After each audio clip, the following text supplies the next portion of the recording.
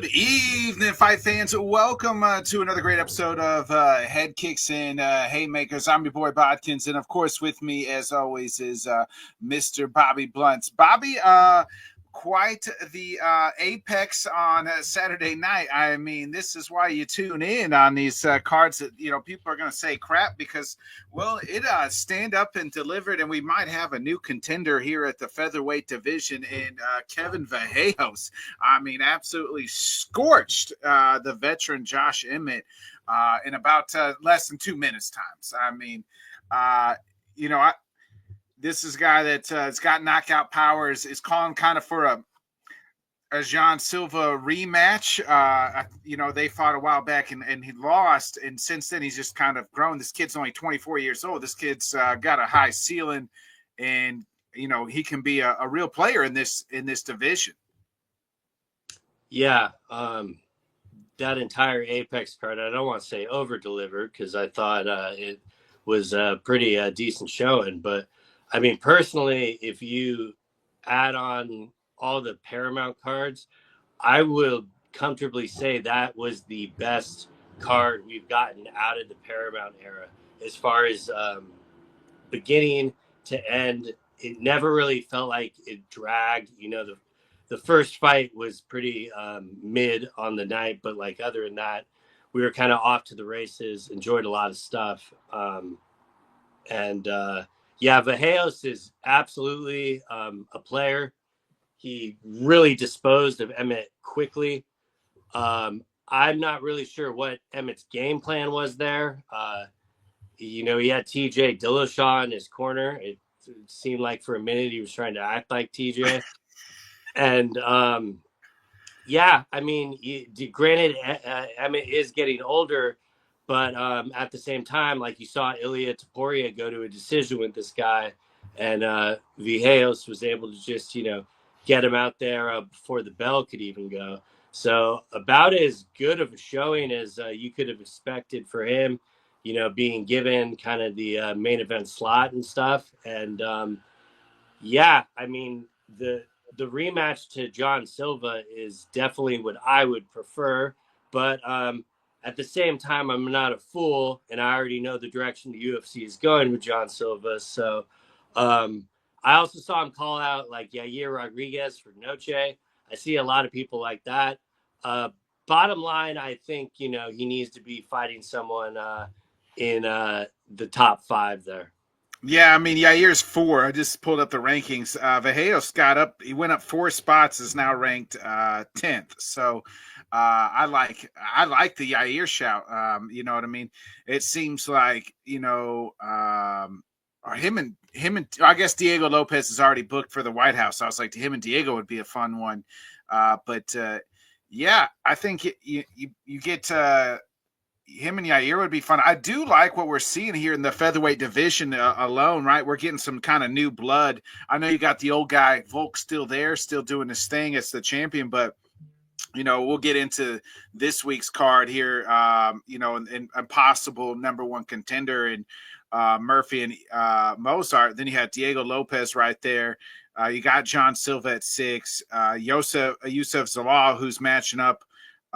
He's going to take on Aljamain. So that, that's a matchup that's kind of up there as well. You have Arnold Allen, who's been around at 8, and he's taking on Melky Costa. So we're kind of getting some of these younger guys in the featherweight division kind of, it reminds me of welterweight like a year ago, where we're seeing all these younger guys kind of start feeding into that top 5 and kind of getting out this old guard. And Josh Emmett was one of those guys.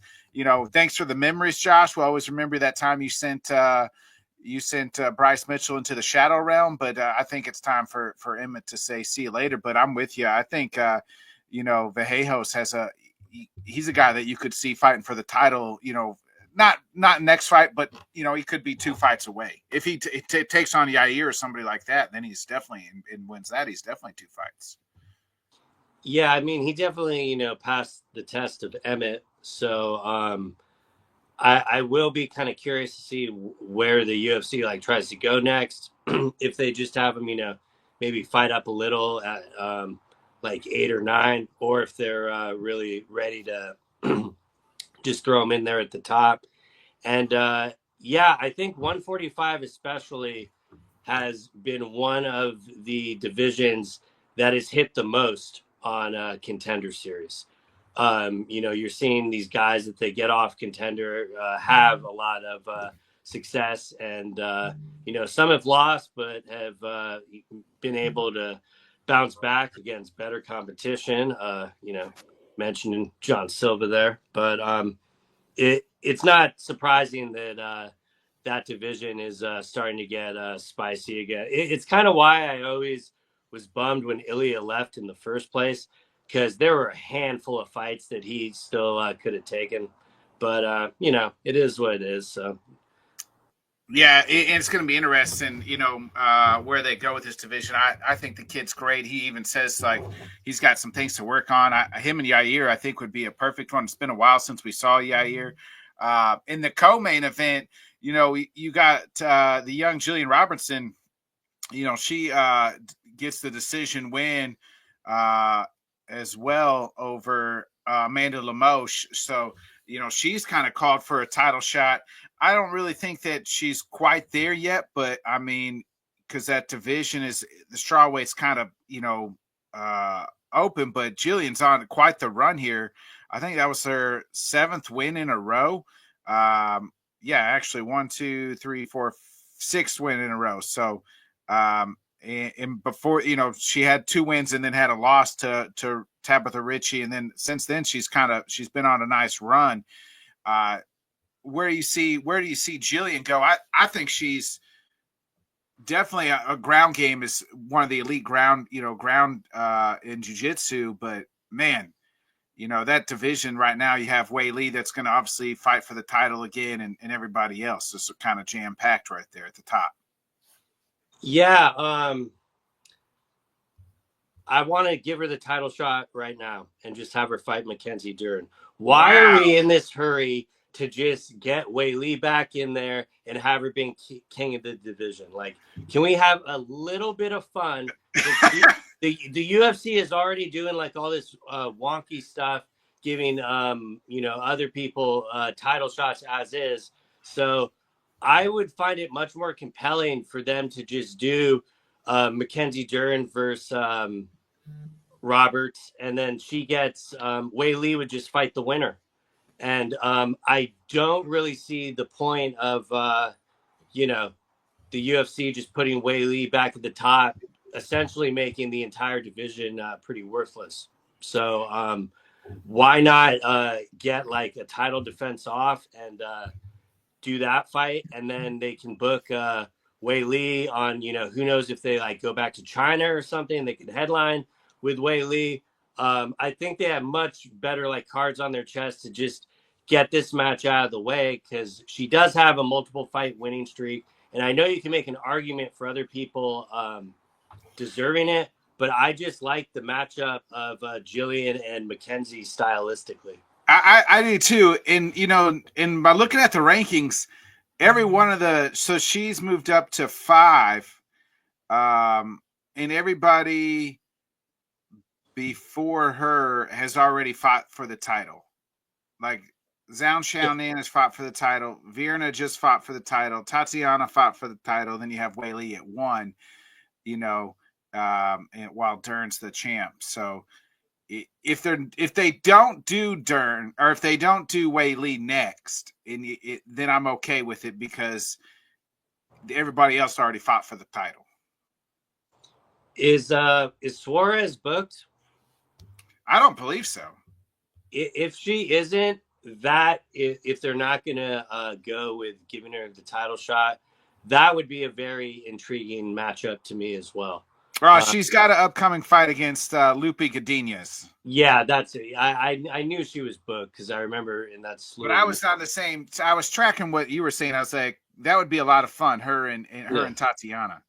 But to my previous point, like everyone else in the division is essentially booked, aside for like Wei Li.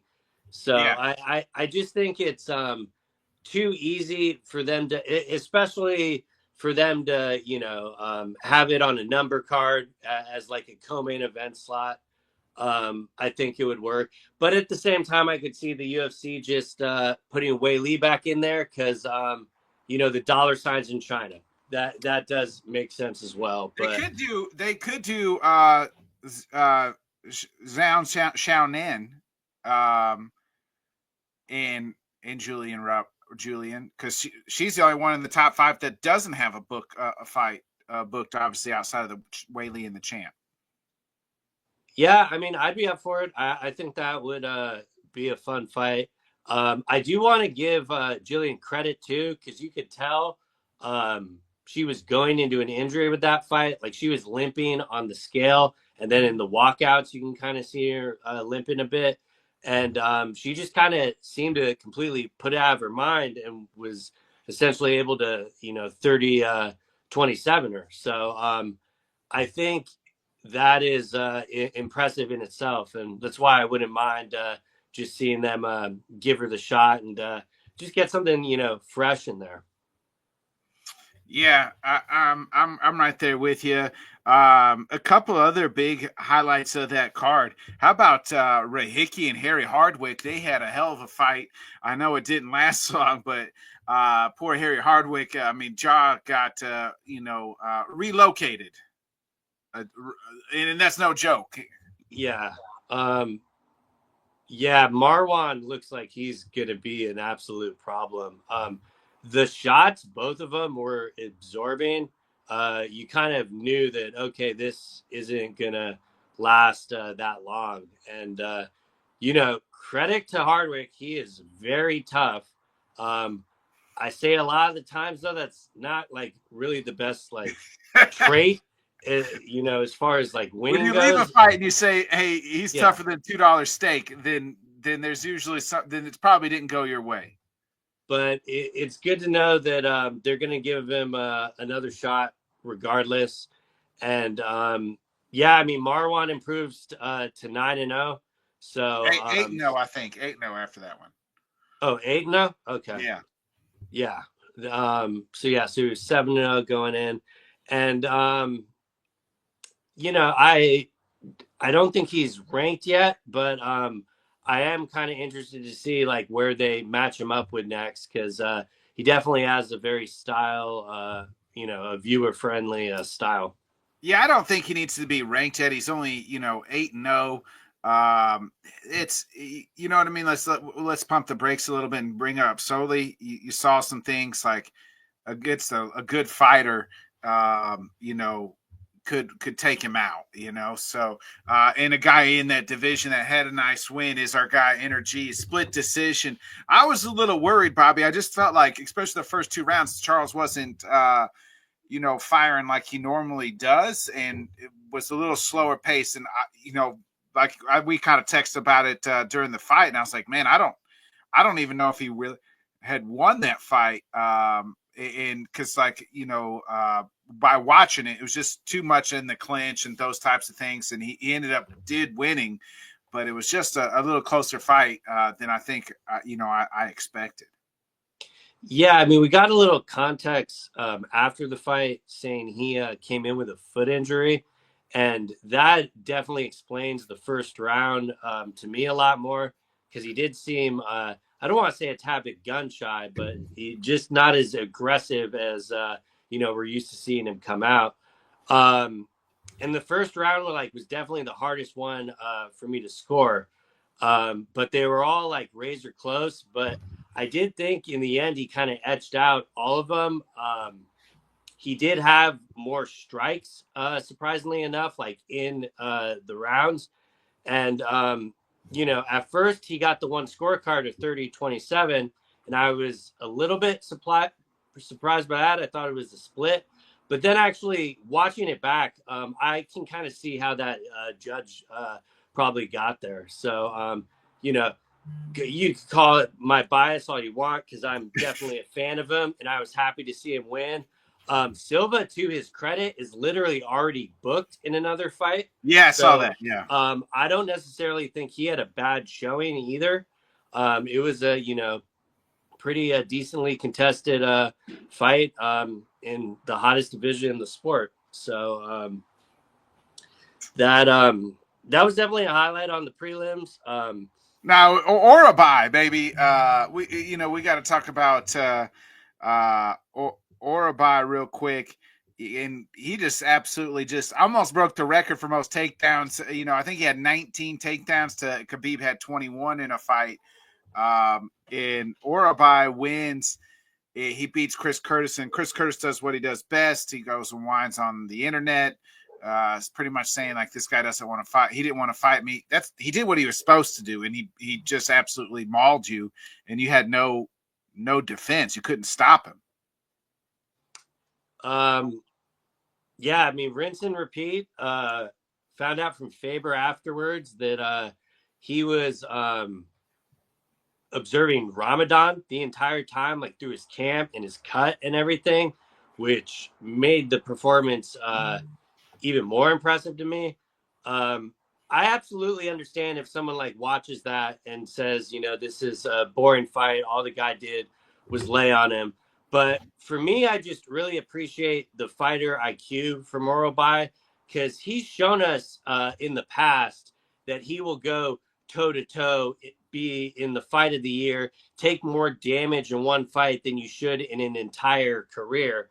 So the fact that he got out of there without a mark on his face and really just making Curtis look clueless, I thought was very impressive for him at 170. And I have a feeling in this very packed division in the rankings, I think he can do that to a lot of ranked welterweights. So I'm very excited to see what they do with him next. Curtis, you called it. Like we were saying, like over under one complaint per round, and he cleared that in the first, and he just really looked lost in there. And I don't know if that's really going to be foreshadowing the future for Chimaev Strickland. If I'm being completely honest, it could just turn into another thing of needing to defend the entire time, because that's essentially like what Kurt was doing. So Yeah. Obviously they're way different fighters and everything, but it's definitely something that was in the back of my mind when that matchup was like 48 hours fresh from being made. But back to Orobai, I think I'd like to see him get back in there as soon as possible. And be interested to see how they book him in the future, because I'm not sure if the brass would be too excited with the performance, but I can't think you're a ranked welterweight wanting to take a fight with this guy. Yeah. Well, I'm looking, if we gave him at the bottom of the welterweight rankings, like just to kind of get in, because the welterweight rankings you mentioned is stacked. The 170 is absolutely stacked. Can we just give him Colby Covington and call it good, and then send Colby on his way? They got D-Rod at number 15, and I've read reports that D-Rod is like maybe in Mexican prison. Like nobody knows where he is, like is MIA right now, or else you could feed him that. I don't really want to do him an MVP. I just like MVP a little bit too much and don't want him to have to do that. So just give him Colby Covington. There's not a chance that Kobe takes that fight. I mean, I understand the logic behind wanting to see it booked, but there's not a chance in hell that he would take that fight. There's nobody I really wanted to see him, because like unless he just fought super high up in the rankings, and most of these guys are now matched. I mean, we'll get into the London card, but the way they've been matchmaking for MVP, it absolutely wouldn't shock me if they offer him more. That's true. Or Gilbert Burns. Yeah, I mean, Gilbert is booked for that putrid. Oh yeah, event. Mike Malott. Yeah, I forgot. Yeah. You're right. Yeah. Malott's not even ranked, so Malott could get the ranking. And Orabai's better than both of them, I feel like, right now at their current state. and I'm glad to see him at 170. Like for me, it wasn't. Yeah, I think it was like his second performance there, but for me, like with all the fights that he had at catchweight, it was clear making 155 was draining. So Yeah, I think he can really make some noise in this division. So I'll I did keep an too. eye out for that. Yeah, and he just, like I said, dismantled Kurt. What do you make of Charles? What should, going back to Charles Johnson, kind of where should he go next from here? I mean, this guy is literally beaten the knocked out the champ, is knocked out, the number 5 guy that's in his division. It's time for, I'd like to see him kind of fight somebody up there. He kind of called out Koji Horiguchi, which I kind of like. Um, Brandon Moreno would be a good one as well. So Um, the thing I love about Charles is he knows how to use every second of his mic time. yeah, He essentially laid out what he wanted perfectly. He kind of went from the top all the way down to like 8, said like a boost. And I hope they get him one of those for sure. And I think he knows more than anyone the name of the game is to just stay ready for when they call you. So I have no doubt we'll see him back in here sooner and later. yeah, same. Um, did you have anybody else you want to shout out on that card? I do want to give the heavyweights. I know you're not the heavyweight guy, but we do got to give a little love to Stephen Aspland and Victor Petrino. I thought that was a fun fight. Yeah, it was good. Um, it I don't know. It's weird because there was a lot of times in the fight where Asplund just seemed to be resting, and neither of them like wanted to engage, and obviously they were kind of gassed and loading up, but for the most part, like they fought through and stuff. But and obviously, I actually thought it was a lot closer. Like if they gave Asplund the decision, I wouldn't have really had a problem with it because like he definitely took more damage, but he definitely had closer scenarios where he could have finished the fight and stuff like that.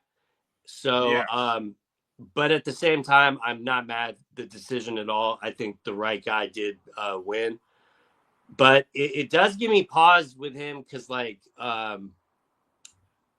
Josh Hokett, for example. I think that would be a really difficult matchup for him at this point right now. I don't think they would like match him up together, but I've known they've gone back and forth on Twitter, and definitely with like the state of the heavyweight division. Don't get me wrong; there's still a handful of names that he can beat, and the big thing with him is he is so young. So especially for heavyweight, he really has time on his side for that, and the style friendly, it's but to me, like though his stock didn't go down in the performance at all, I am like reevaluating my expectations for how quickly he might like crack into the rankings. yeah. I'll agree with that.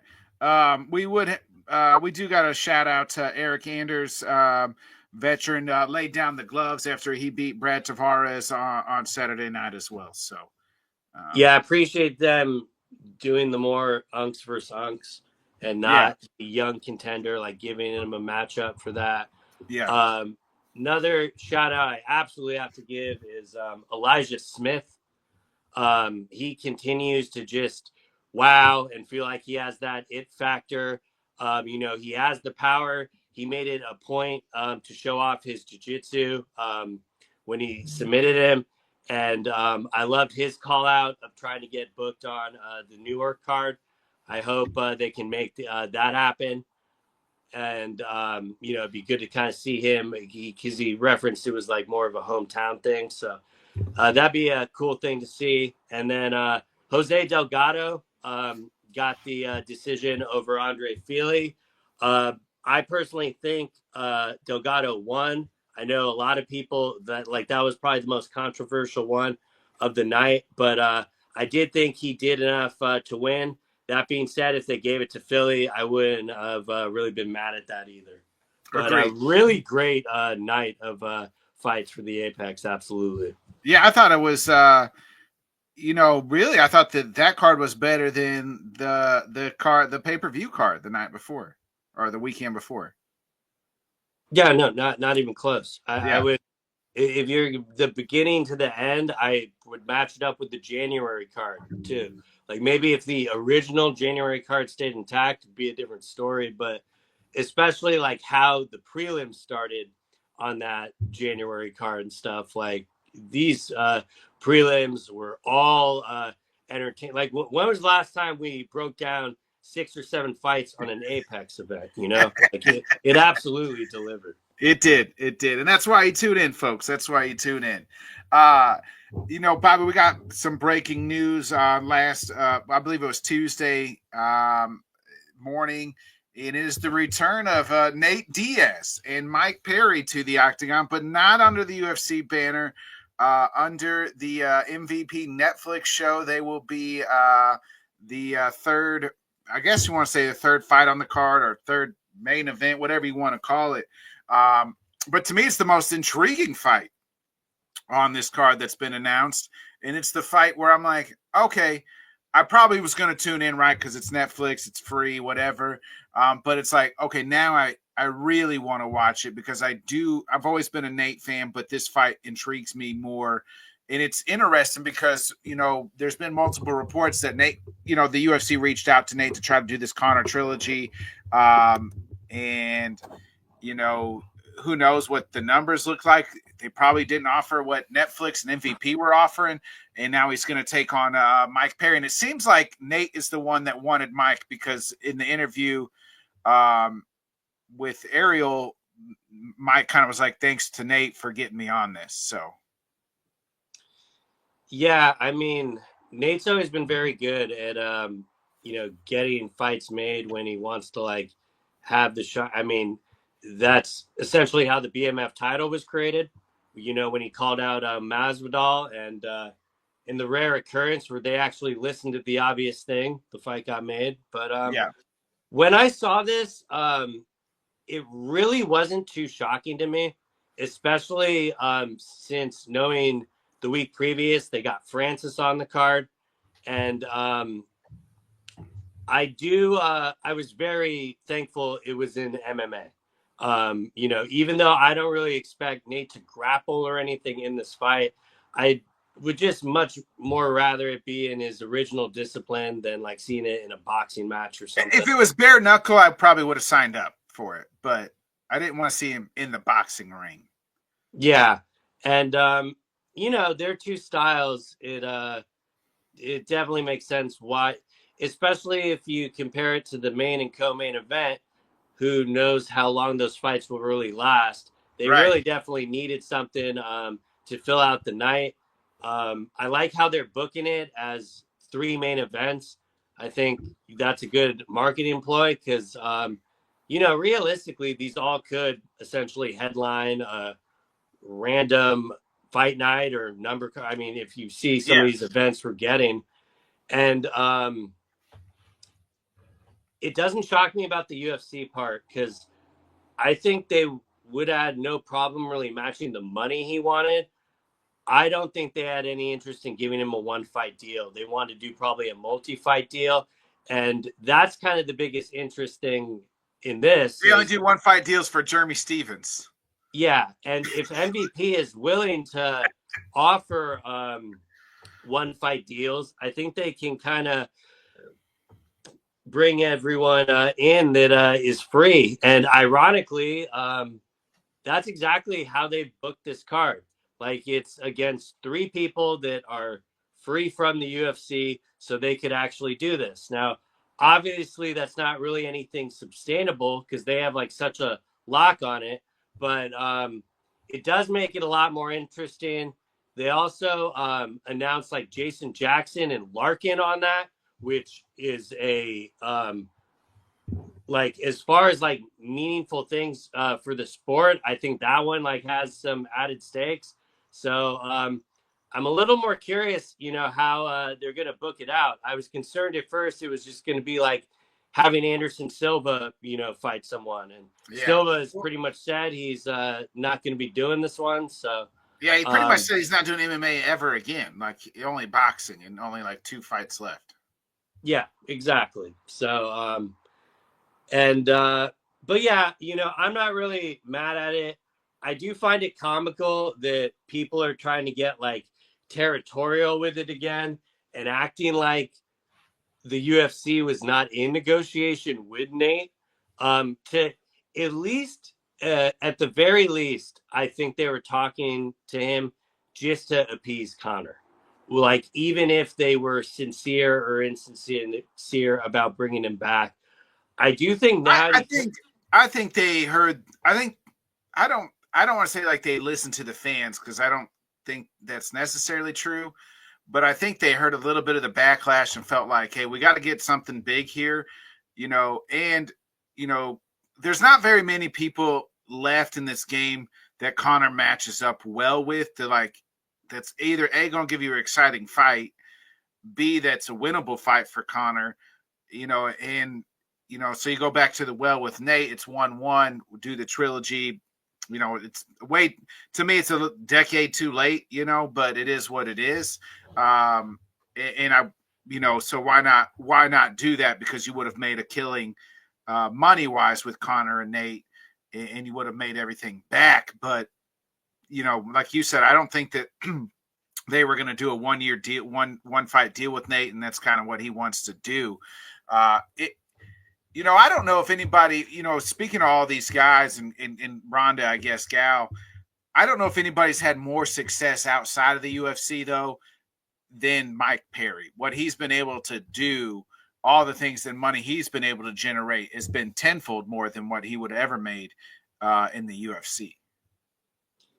I guess if you're comparing it to his UFC career, I would have to agree.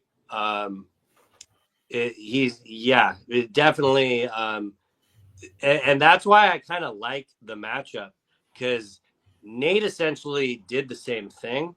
So I do find it very poetic that they're fighting each other in something. I mean, let's be serious. Like, if this fight was on, look at is it the newer card but you got Bobby Green versus Jeremy Stevens. Yeah, this is a newer card. Yeah.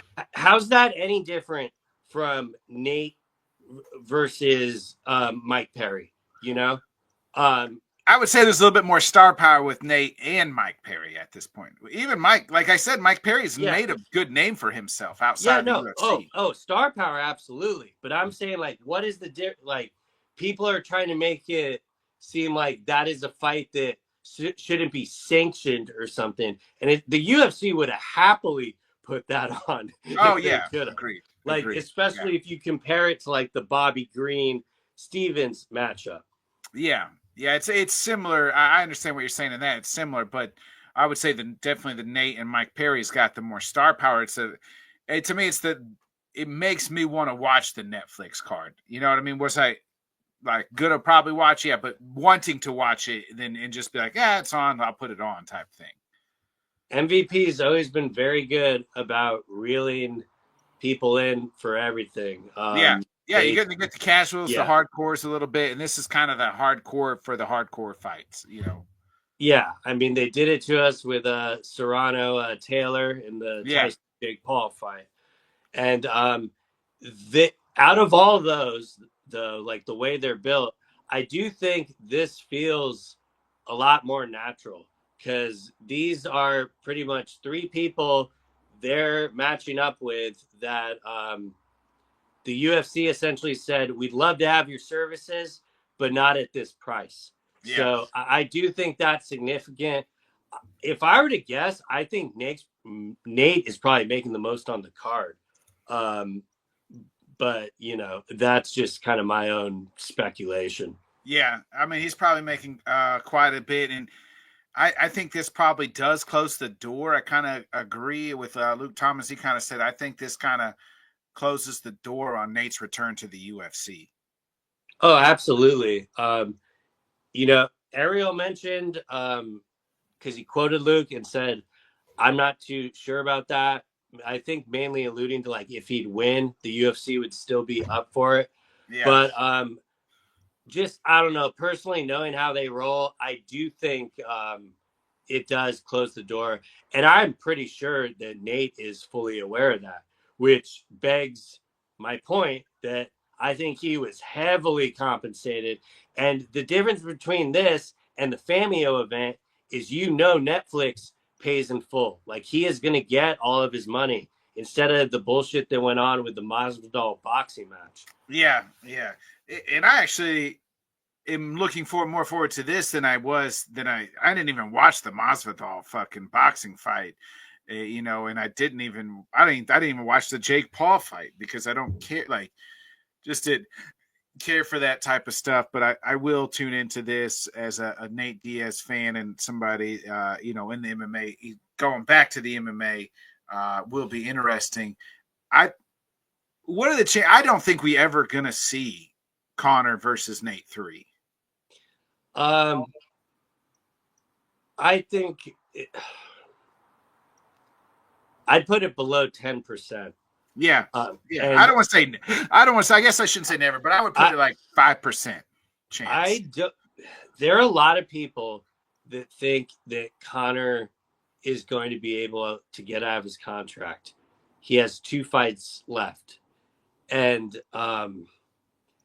I just don't see it. The only way I'd see it is if the UFC kind of made the choice, okay, we're moving on because, we don't want to pay you the amount of money. But if they want to prevent this, they'll figure out a way. I mean, Pereira literally just said he just signed an 8-fight deal that he's excited with. I hope and said, I don't care who you fight, who you want me to fight. Like, the deal's that good. No, the deal is illogical. Like, there's no sense that the UFC thinks they're getting those 8 fights. They know they'd be lucky to get half of them. The whole reason they're inflating the number of fights on that contract is to ensure that Alex Pereira's career ends in the UFC. Now, to be fair to Pereira, he's been very vocal about wanting that to be the case. I don't think he really wants to fight anywhere else. But yeah. I think the main reason we haven't seen Conor back in yet is because they're trying to extend him on the deal, and he's just trying to fight it out. And they're delaying that. Like, it's the Francis thing all over again. And I don't know. It's that's why I'm so pessimistic. If I thought Conor would get out of his contract, it'd be much more of a 50-50. Like we see it in another organization or something. It would be on Netflix. It would be on Netflix. Yeah. Like you said, it's already a few years too late to get it as is. So I think it kind of closes the door on that. And, I didn't for 1 second. I know a lot of people did. They immediately went to how this affected Conor McGregor. And you know me, I've been very consistent on this view until he is actually in the octagon, not when they announce a fight being booked, not when he's doing the press conference. Until he is in that cage, I'll believe he's fighting then. I do acknowledge this is probably, he needs to fight like for his brand at this point with all the shitstorm and bad PR he's getting. But I don't think we're any closer to making it happen. Like Dana was like very non-committal on it. I think he was almost sending, the message like, hey, this is going to be a while. Wink, wink. Because people think he's going to get booked on International Fight Week. And I think it'd be a miracle if we see him back this year. Yeah, I'm kind of with you. It does seem like there's more talk of him fighting than, since he pulled out, I guess 2 years ago, right? Of the Conor, the Chandler. And to be clear, I do think he wants to get in there and fight. But, knowing how they're able to stall this stuff out, I think that's why they're at a standstill. Yeah, I think, and I think they could offer him such a huge contract on an 8-fight deal. And the thing of it is like you could as long as it's when he fights, right? Then like he's never gonna fucking like at that point in time the fights aren't he fighting once every 5 years. Yeah.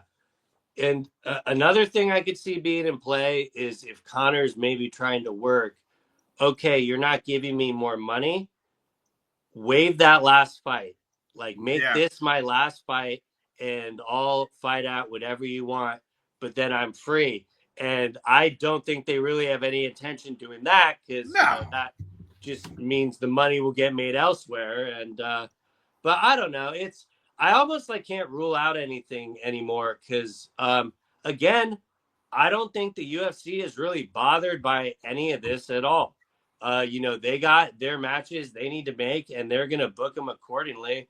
And, you know, you can't really compete with the UFC. It's, you know, that's what a monopoly is. Yeah. Yeah. And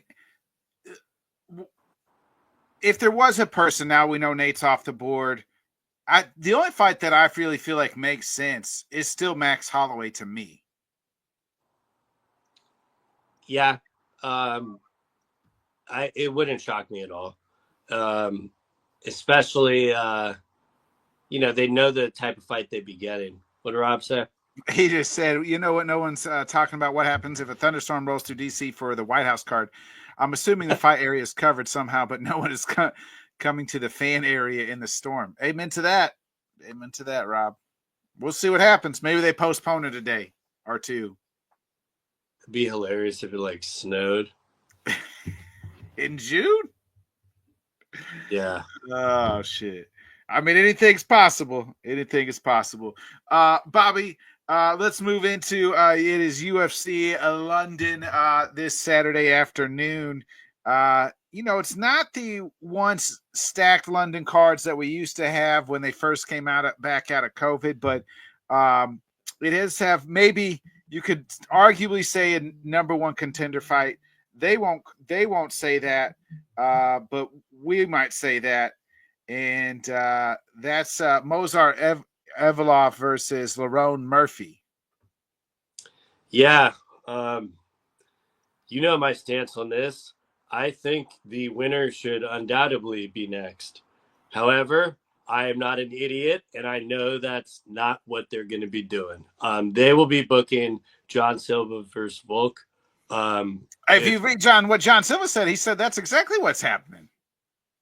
Yeah, well, despite John Silva, I was saying it, you know, a month ago before it was cool to say it.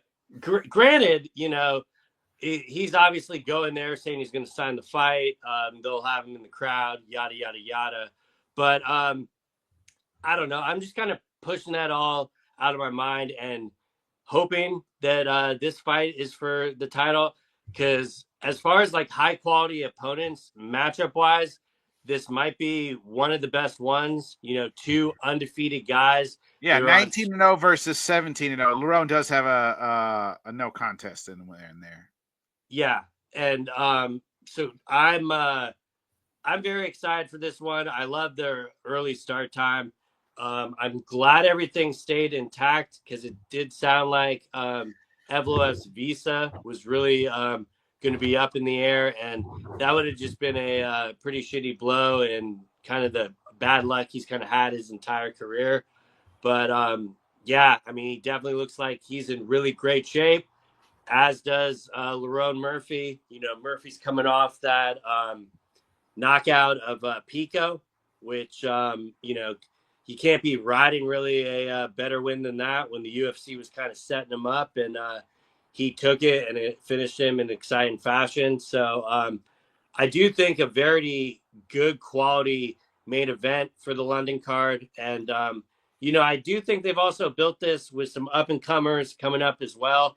And a lot of them just are not those household names yet, but we do have a lot of, you know, Cage Warrior guys and stuff. So these London cards almost always deliver. So there's really no doubt in my mind that this one won't. Yeah, we haven't seen Mozart in since December 7th of 24 when he had a unanimous decision against Aljo. Yeah, you know, he had to pull out of the Pico fight. It was the Aaron Yeah, Pico fight. Yeah, and that's and Lerone which stepped in. And yeah, which is almost kind of fitting that Lerone is matched up with him. Um, you kind of already there's no hiding that I think one of these guys should already have fought for the title.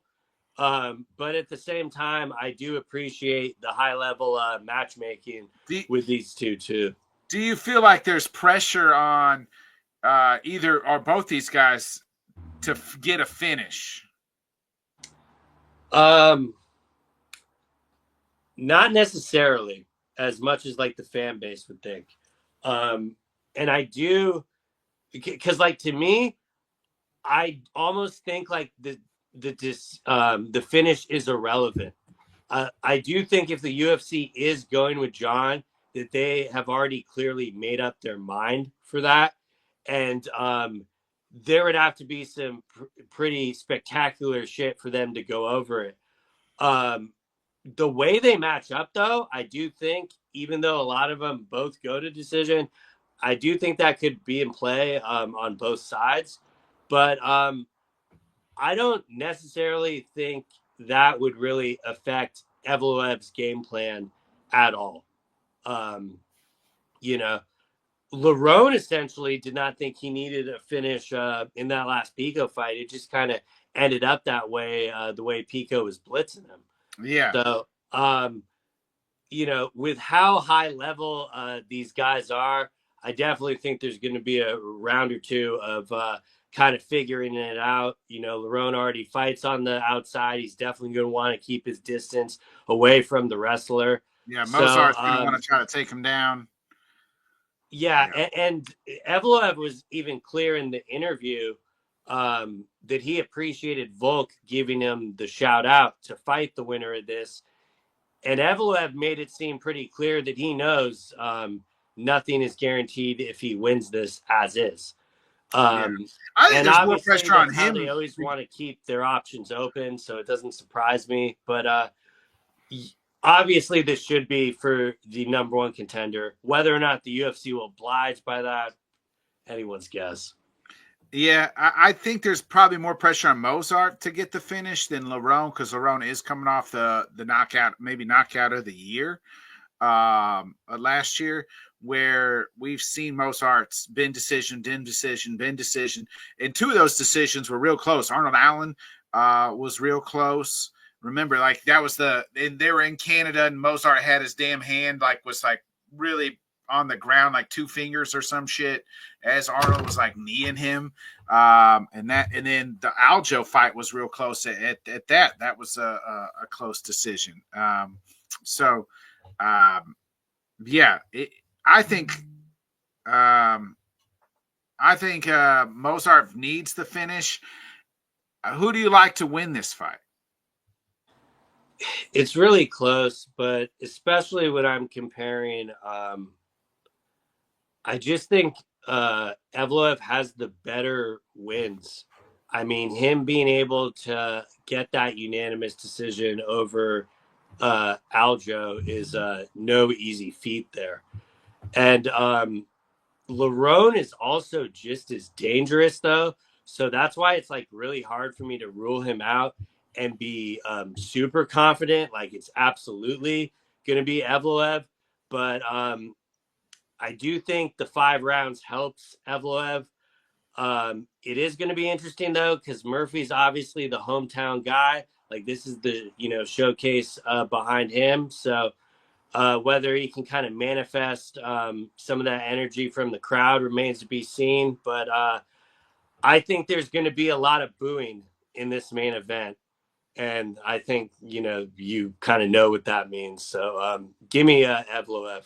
Yeah, I'm right there with you. I like Evloev to win too. I think he wins by decision. I think he just, he's just going to wrestle fuck Lerone for all 5 rounds, unfortunately.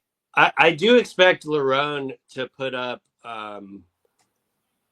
I don't expect it to be complete one-way traffic the entire time. Lerone is equally as dangerous. He's definitely been more active than Evloev with the pullouts. So he's probably got more in a rhythm back. It is in the back of my mind how much stress was on Evloev, not knowing if the fight was going to fall through because of his visa. But at the end of the day, I think he'll be able to kind of blank everything out. And I do think he is going to put a stamp on it. And I would probably lean him getting it done by submission if everything completely goes his way. Wow, you think he gets it done by submission? But Okay. at the same time, like, Murphy's defense is really good, so I could see him just being able to avoid and stall that out. But it would not shock me because, like, to your point, I do think he does feel some pressure to get him out of there. Yeah. Real quick, just kind of look at the rest of the card.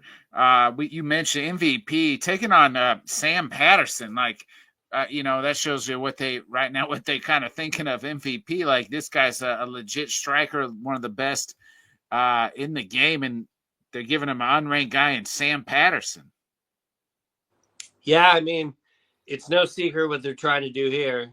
They're trying to hope Patterson gets the win to be able to build off MVP's name.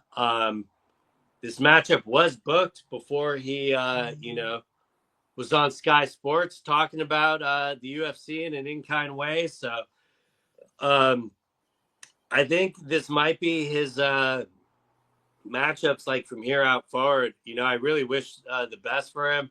I do appreciate what he brings to the UFC because he does make it very flashy. I know Dana hates that shit, but there is kind of an art to it. And yeah, it'll just be interesting to see if Patterson can get close to him and hit him. But we're gonna find out a lot from Patterson immediately because it's very hard to have an exciting fight with MVP because of his footwork. So very interested to see what's going to happen with it. Definitely interested in the co-main as well. Luke Riley coming over from Cage Warriors there. Yep, 12-0. And is that the Pink Panther guy? No. So that's more on the bottom. Another one I circled that I'm really excited for. Or wait, no, that's yeah, no, I'm getting him because there's a Black Panther. No, I don't believe that's Pink Panther. I thought he was lower on the card, but at the same time, it wouldn't shock me if it. Oh, that's Curtis Campbell. Yeah, Curtis Campbell's the Pink Panther. Yeah. Okay, I knew it was one of Patty's boys. I just couldn't remember which. Yeah. No, his he stuck out in the Contender Series, so very excited to definitely see his debut. And you also got Nathaniel Wood fighting Chieta, making his debut. The Black Panther, that's who I originally thought when I heard Panther there. Oh, I got you. And he they don't do Nathaniel Wood any favors, man. Like, I mean, tough guy and has been around a while. Good fighter. It just seems like every time he's just in a dogfight. Yeah, he definitely has the experience in the UFC, but Chieta was supposed to make his debut a few months back, and then I think he had to pull out the week of the fight.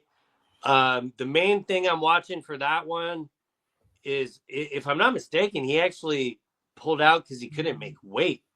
So, I mean, that's kind of the thing to watch. That's like really the only one I'm watching the scale for, to kind of make sure everything's intact. Is it still going to be at 145? Or are they making it a catch weight? But that, especially with the Luke Riley matchup, they're giving us a lot of showcase for 145. So Nathaniel Wood's on a nice little win streak. He's won 3 in a row. So yeah, he's definitely the underdog too. I know a lot of the people are saying that's a sharp underdog play. I get the logic for it. For me personally, I think I would side with the Black Panther on that one, just it being a 3-round fight and stuff. But definitely one of the earlier prelims I'm going to be tuned into for sure. Yeah, I mean, it's you're right. Chieta's making his UFC debut. So man, tough outing too, going against Nathaniel Wood. So I mean, it's a decent card. It's a good card. It's a very international card. Obviously, a lot of Brits on the card. So Shamrock too. Yeah. Um, I'm interested in that main event, obviously, because it'll be interesting who wins, how they win. It's a very intriguing matchup, and it's by definition it should be the number one. And like you said earlier, one of those guys probably should have already fought for the title. Now the UFC's letting them kill one of them off, so they don't have to worry about one of them. But we'll see who it is that gets killed off. That's pretty much it, huh, Bobby? Yeah, I mean, for the London, I mean, we kind of touched on it with the Chris Curtis, but obviously the main reason I'm not too optimistic that this is a number one contender fight is they booked Chimaev versus Sean Strickland. So not very shocking to me personally. I had kind of a feeling it was going to go that way. And unfortunately, it's just something, no one like really even cares about, it seems. So because nobody cares about Imanov because Imanov's not selling anything. You know what I mean? Yeah. I mean, I think that's the most moronic viewpoint how to judge.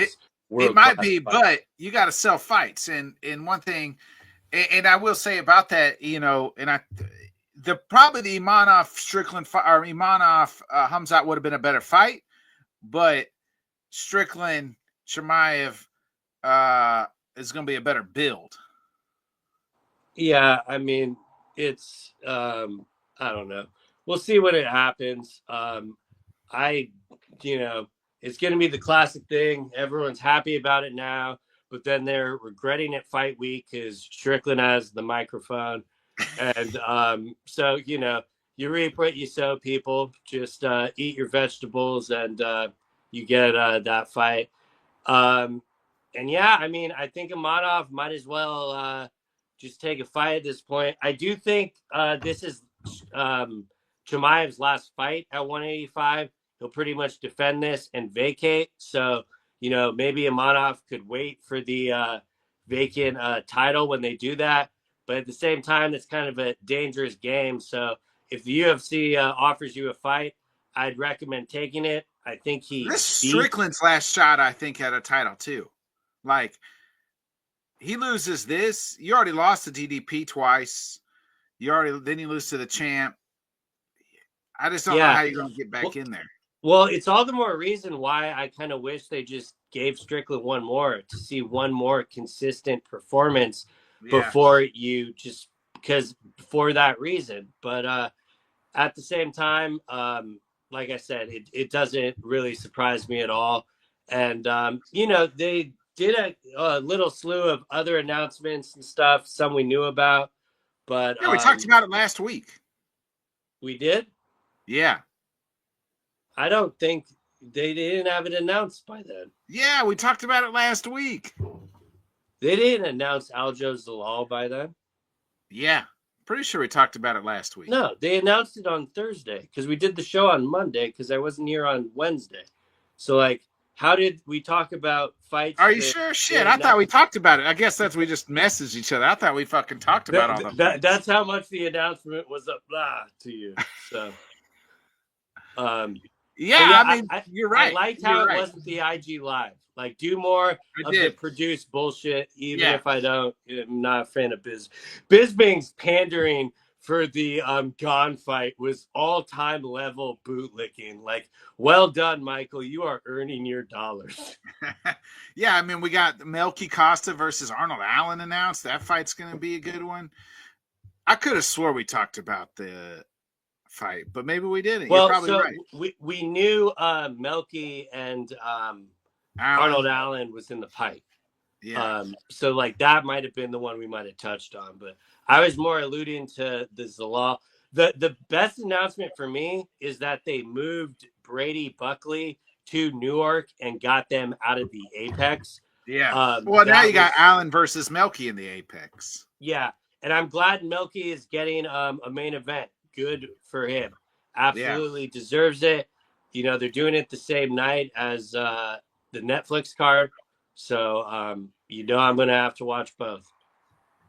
No doubt. No doubt. It'll be good. Okay. Yeah, I thought we already talked about all the announcements, but I guess you're right. I guess last week we did the show on Monday because it was your birthday. Yeah, it was a long week, so it threw us all off. But you know, we're back. What's the card next week? Are we getting close to a It's Pfeiffer versus Izzy. Yeah, there we go. So you got some high quality main events coming down the pike. Including this Saturday and next Saturday. Yeah. All right. Well, that's the show. We'll talk about the rest later. All right. Well, we'll be back next week at our regular time here again on Wednesday night, 8 o'clock Central, 9 Eastern, for another great episode of Headkicks and Haymakers. I'll be back on tomorrow with the boys for another great episode of Fall Start Thursday, so please tune into that.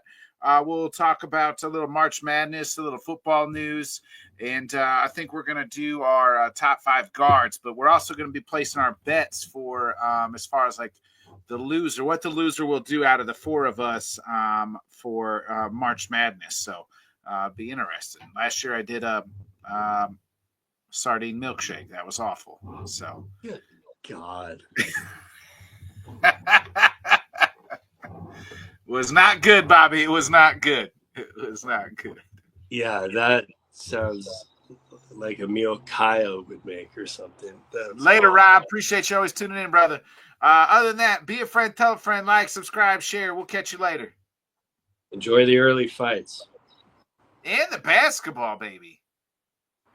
Thanks so much for joining us, and until next time, let's talk sport, friends. Thanks for watching.